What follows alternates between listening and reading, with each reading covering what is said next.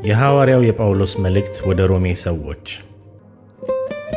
ምዕራፍ 14 በእምነት የደከመውንም ተቀበሉት፣ በሐሳቡም ላይ አትፍረዱ። ሁሉን ይበላ ዘንድ እንደተፈቀደለት የሚያምን አለ። ደካማው ግን አትክልት ይበላል። የሚበላ የማይበላውን አይናቀው፣ የማይበላውም በሚበላው አይፍረድ፣ እግዚአብሔር ተቀብሎታልና።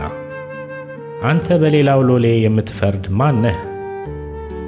እርሱ ቢቆም ወይም ቢወድቅ ለገዛ ጌታው ነው። ነገር ግን እግዚአብሔር ሊያቆመው ይችላልና ይቆማል።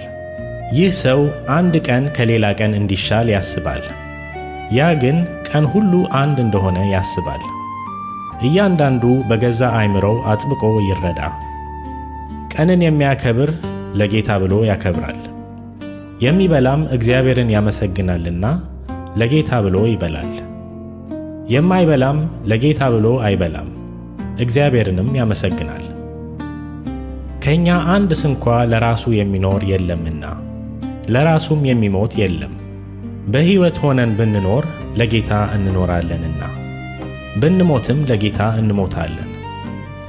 እንግዲህ በሕይወት ሆነን ብንኖር ወይም ብንሞት የጌታ ነን። ስለዚህ ነገር ሙታንንም ሕያዋንንም ይገዛ ዘንድ ክርስቶስ ሞቷልና ሕያውም ሆኖአልና። አንተም በወንድምህ ላይ ስለምን ትፈርዳለህ? ወይስ አንተ ደግሞ ወንድምህን ስለምን ትንቃለህ? ሁላችን በክርስቶስ ፍርድ ወንበር ፊት እንቆማለንና። እኔ ሕያው ነኝ ይላል ጌታ፣ ጉልበት ሁሉ ለእኔ ይንበረከካል፣ መላስም ሁሉ እግዚአብሔርን ያመሰግናል ተብሎ ተጽፏልና። እንግዲያስ እያንዳንዳችን ስለ ራሳችን ለእግዚአብሔር መልስ እንሰጣለን። እንግዲህ ከዛሬ ጀምሮ እርስ በርሳችን አንፈራረድ።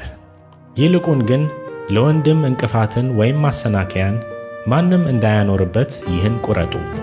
በራሱ ርኩስ የሆነ ነገር እንደሌለ በጌታ በኢየሱስ ሆኜ አውቄአለሁ ተረድቻለሁ።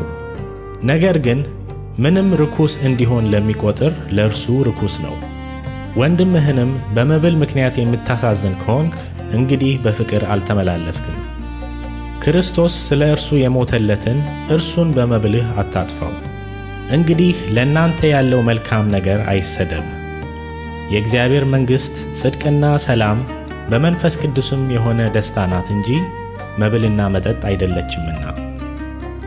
እንደዚህ አድርጎ ለክርስቶስ የሚገዛ እግዚአብሔርን ደስ ያሰኛልና በሰውም ዘንድ የተመሰገነ ነው።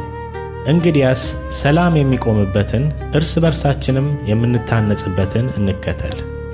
በመብል ምክንያት የእግዚአብሔርን ሥራ አታፍርስ። ሁሉ ንጹሕ ነው። በመጠራጠር የተበላ እንደሆነ ግን ለዚያ ሰው ክፉ ነው። ሥጋን አለመብላት ወይንንም አለመጠጣት፣ ወንድምህም የሚሰናከልበትን አለማድረግ መልካም ነው። ለአንተ ያለህ እምነት በእግዚአብሔር ፊት ለራስህ ይሁንልህ። ፈትኖ መልካም እንዲሆን በሚቆጥረው ነገር በራሱ ላይ የማይፈርድ ብፁዕ ነው። የሚጠራጠረው ግን ቢበላ በእምነት ስላልሆነ ተኮንኗል። በእምነትም ያልሆነ ሁሉ ኃጢአት ነው።